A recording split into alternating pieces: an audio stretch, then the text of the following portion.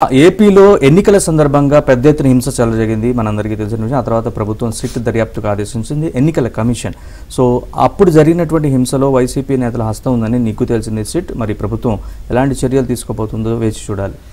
చూద్దాం. రాష్ట్రంలో సార్వత్రిక ఎన్నికల రోజు ఆ తర్వాత వైసీపీ మూకలు విధ్వంసం సృష్టించాయని ప్రత్యేక దర్యాప్తు బృందం నిర్ధారించింది. ఇక టీడీపీ అభ్యర్థులు సానుభూతి పరులపై దాడులు చేసి హత్యాయత్నానికి పాల్పడ్డారని తేల్చింది.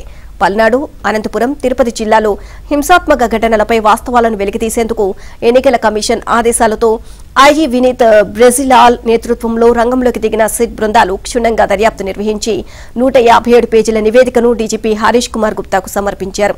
వైసీపీ ఎమ్మెల్యే పిన్నెల్లి పోలింగ్ బూత్లోకి దూసుకొచ్చి ఈవీఎంలు ధ్వంసం చేసిన తీరు నుంచి పోలీస్ స్టేషన్లోకి చొచ్చుకు వెళ్లిన వైనాన్ని ఆ నివేదికలో వివరించారు. ఎన్నికల హింసపై 35 కేసులు, ఈవీఎంల ధ్వంసంపై 2 కేసులు నమోదయ్యాయని 447 మంది ప్రత్యక్ష సాక్షుల వాంగ్మూలాలు నమోదు చేసినట్లు సిట్ వెల్లడించింది. 32 ఎఫ్ఐఆర్లలో అదనపు సెక్షన్లు జోడించినట్లు తెలిసింది.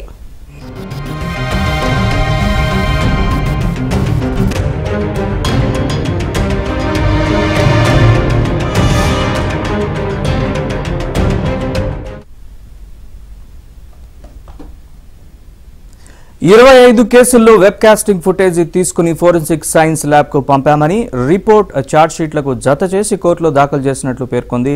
1450 మందికి పైగా నిందితులు ఉన్నారని, ఇప్పటి వరకు 718 మందిని అరెస్ట్ చేసి మిగతా వారికి 41A నోటీసులు జారీ చేసినట్లు తెలిపింది. ఎన్నికల్లో పోటీ చేస్తూ చట్టవిరుద్ధంగా హింసకు పాల్పడిన అనుచరుని ప్రోత్సహించిన అభ్యర్థులకు సీడీఆర్లు, టవర్ డంప్ల ద్వారా మొబైల్ నెట్వర్క్లు అందించే డేటాతో ఉచ్చు బిగుస్తున్నట్లు చెప్పింది. ఇక ఇదే అంశాలకు సంబంధించి మరింత సమాచారాన్ని మా ప్రతినిధి సత్యాన్ని అడిగి తెలుసుకుందాం. సత్య, చెప్పండి, సిట్ ఇచ్చిన దర్యాప్తు నివేదికకు సంబంధించి అందులో ఏ అంశాలు ఉన్నాయి కీలకంగా, ప్రభుత్వం ఏం చేయబోతోంది, దీనికి సంబంధించిన పూర్తి అప్డేట్స్ చెప్పండి.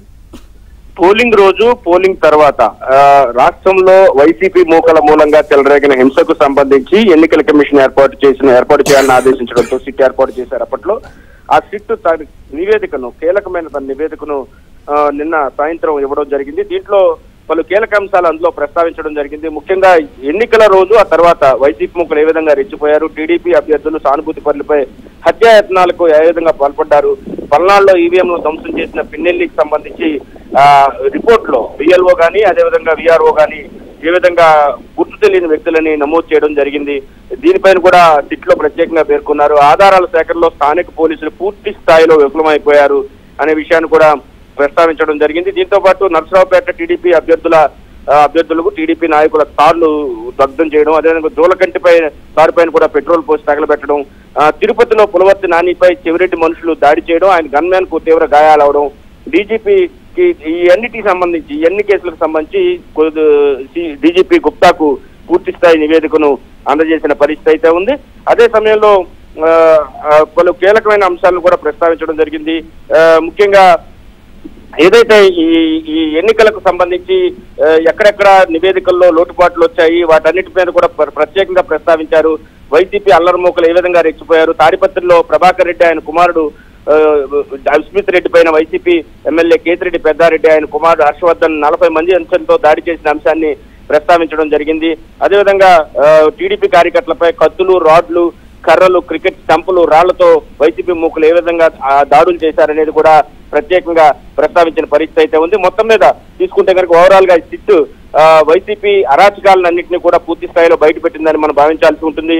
ముఖ్యంగా మాచర్ల, తిరుపతి, అదేవిధంగా అనంతపురం, ఈ 3 ప్రాంతాలకు సంబంధించి ప్రత్యేకంగా ప్రస్తావిస్తూ సిట్ నివేదిక ఇవ్వడం జరిగింది.